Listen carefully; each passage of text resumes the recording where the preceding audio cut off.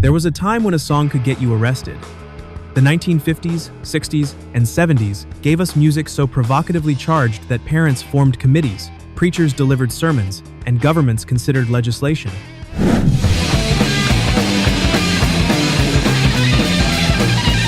Tonight, we celebrate the tracks that made America blush, squirm, and secretly turn up the volume. These are the songs that proved rock and roll was never just about the music. It was about something far more primal. A fever all through the night. In the summer of 1958, while teenagers were screaming for rock and roll rebellion, a 38-year-old jazz singer released something far more dangerous than loud guitars. Peggy Lee took an R&B hit by Little Willie John and stripped it down to almost nothing, just bass, drums, and finger snaps. The result was the most seductive 3 minutes ever recorded. Lee recorded her version on May 19, 1958, at Capitol Studios in Hollywood.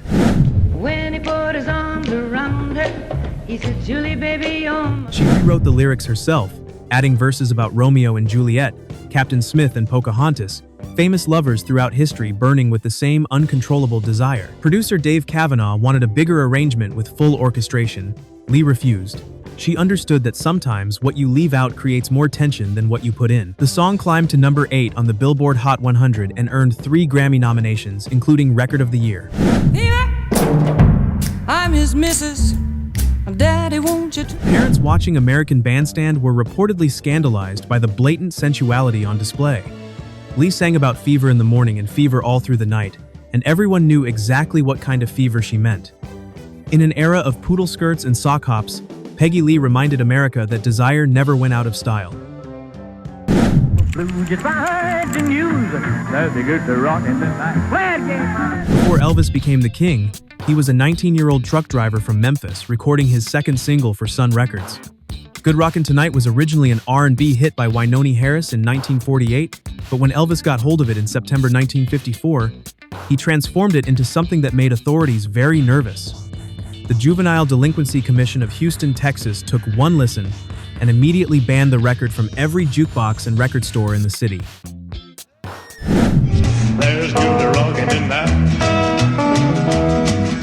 They understood what the phrase "good rockin'" really meant, and they wanted no part of it corrupting their youth. Elvis sang about meeting his baby at a fish fry, about how they were gonna rock all night long, and the sexual undertones were impossible to miss. This was just the beginning of Elvis and censorship. Within 2 years, Ed Sullivan's producers would famously film him only from the waist up, terrified of what his hip movements might do to impressionable viewers. But Good Rockin' Tonight established the template.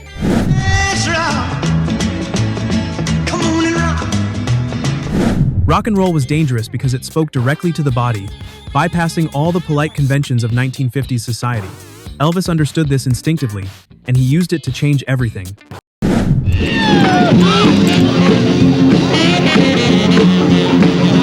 Little Richard exploded onto the scene in 1955 with Tutti Frutti, but it was Long Tall Sally that revealed the full extent of his subversive genius.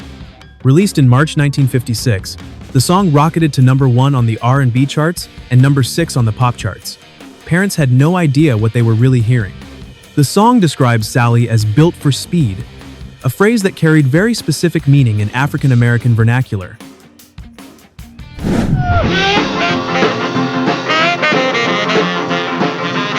It was a sexual classification, distinguishing between women built for comfort and those built for something more athletic.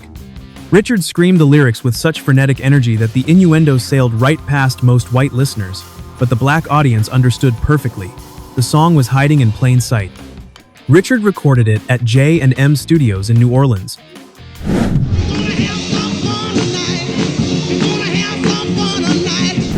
With producer Bumps Blackwell hammering the piano with his characteristic fury while the saxophones wailed behind him. The tempo was so relentless that it became almost exhausting to listen to. That was the point. Long Tall Sally captured the breathless urgency of desire itself, and Little Richard delivered it with a wink that said he knew exactly what he was getting away with. Girl, we couldn't get much higher.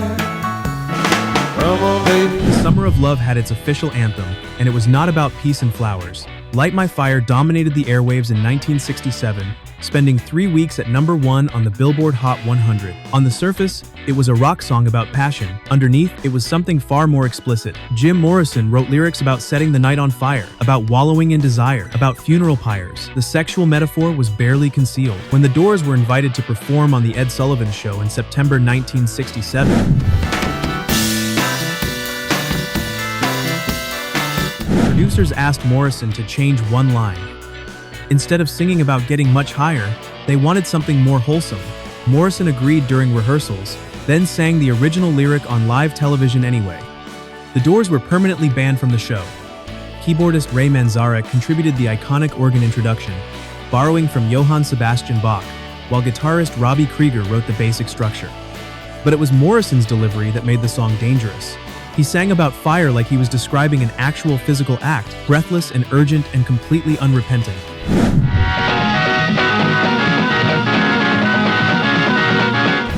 Light My Fire proved that rock music could discuss adult themes without saying anything directly. The imagination did all the work.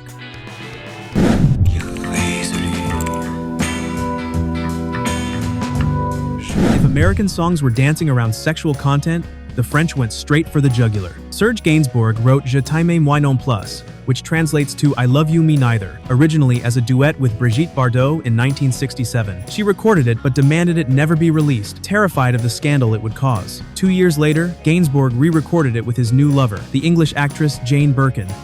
The version released in 1969 was unlike anything radio had ever played.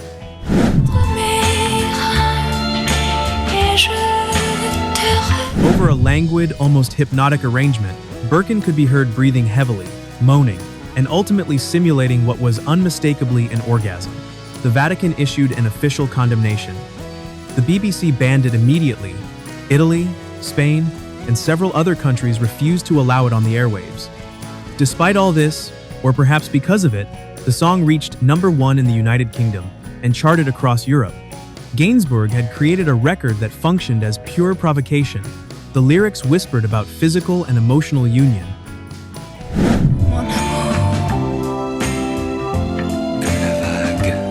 But the sounds told the real story. Je t'aime moi non plus remains one of the most controversial recordings ever made. A reminder that sometimes the human voice needs no words to communicate exactly what it means.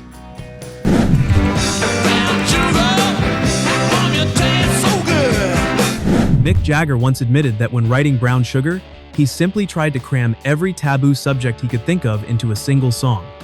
Released in May 1971 as the lead single from Sticky Fingers, the track delivered on that promise with gleeful abandon. The song references slavery, interracial relationships, drug use, and physical desire in language that was shockingly explicit for its time. Jagger's vocals drip with lascivious energy as Keith Richards hammers out one of rock's most recognizable guitar riffs.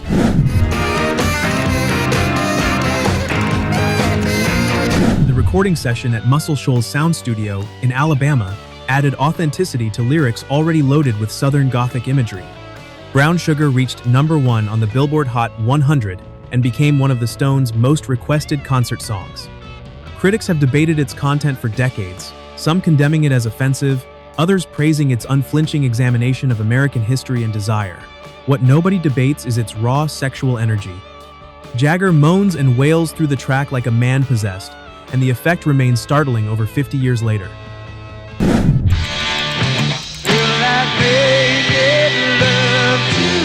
Sometimes a song title tells you everything you need to know. Bad Company released Feel Like Makin' Love in June 1975, and radio programmers had no choice but to announce exactly what their listeners were about to hear. The track climbed to #10 on the Billboard Hot 100 and became one of the defining soft rock hits of the decade. Paul Rodgers wrote and sang the track with his characteristic combination of tenderness and raw power. The song builds from a gentle verse where Rodgers describes wanting to wrap his lover in heaven.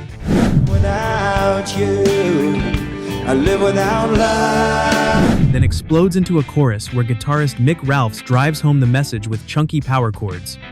The contrast between soft romance and hard rock energy perfectly captured the act the title described. Rodgers delivered the vocals with an urgency that left nothing to imagination. He drops the G from making in the title, giving the phrase a colloquial intimacy that made it feel like a private confession overheard. Feel Like Making Love proved that sometimes the most effective seduction requires no subtlety at all. Say exactly what you want, and say it with conviction.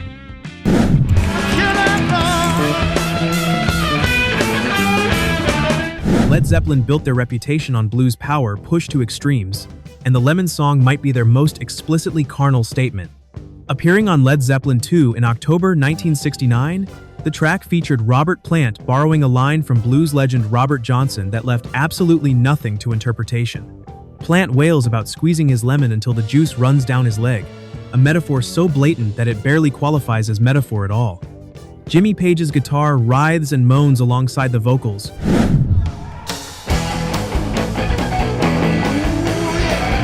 creating a sound that mimics the physical act being described. John Bonham's drums pound with relentless rhythm while John Paul Jones holds down a bass groove that anchors the chaos. The song originally credited the band as writers, though it was largely based on Howlin' Wolf's Killing Floor. A lawsuit eventually added proper credits.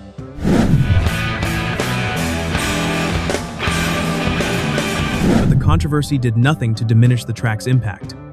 The Lemon song remains one of hard rock's most unabashedly sexual recordings, proof that Led Zeppelin understood blues music's original purpose.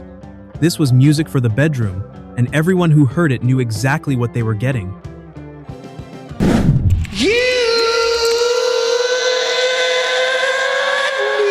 The same album that gave us the Lemon song opened with something even more audacious.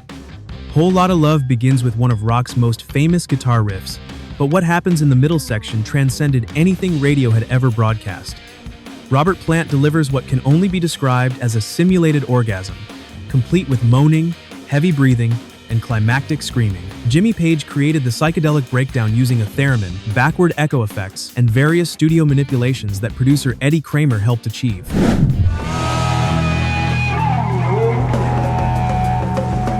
Plant's vocals were recorded in a single take, with the singer lying on his back in a darkened studio to achieve the right atmosphere. The sounds that emerged were so explicitly sexual that Atlantic Records in the UK attempted to release the song as a single, only to have manager Peter Grant destroy the pressing when he learned of it.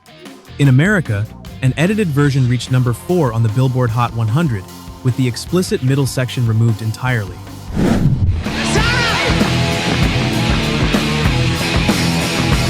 But anyone who bought the album heard the full version, and the impact was undeniable. Whole Lotta Love turned the recording studio into a private chamber, capturing sounds that had never been considered appropriate for public consumption. Plant later described Led Zeppelin II as very virile, and no song demonstrated that description better. Do you remember where you were when you first heard that middle section? Did you even understand what you were hearing?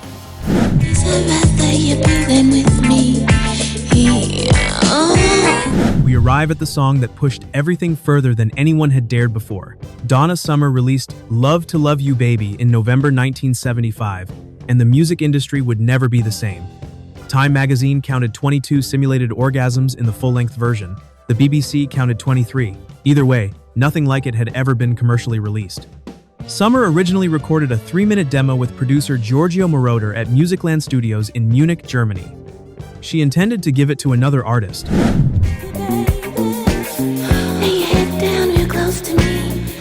Uncomfortable with the explicit nature of the material, but when Casablanca Records president Neil Bogart heard the track, he demanded an extended version. He wanted something that could soundtrack an entire evening's worth of adult activities. Moroder and Summer obliged with a 16-minute and 50-second epic.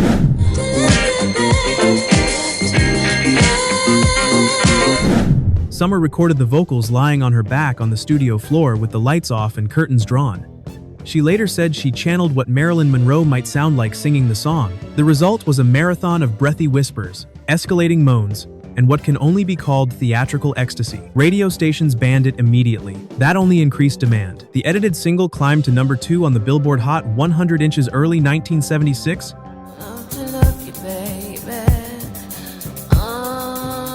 Held from the top spot by Paul Simon, but the album version became a fixture in discotheques across America, where DJs could play nearly 17 uninterrupted minutes of Summer working her way through multiple climaxes. Love to Love You Baby transformed disco into something explicitly adult and launched Summer into superstardom as the genre's undisputed queen. Which of these songs still makes you turn up the volume and lock the door? Which one takes you back to moments you have never told anyone about? Share your stories in the comments and do not be shy. These songs were made for honesty,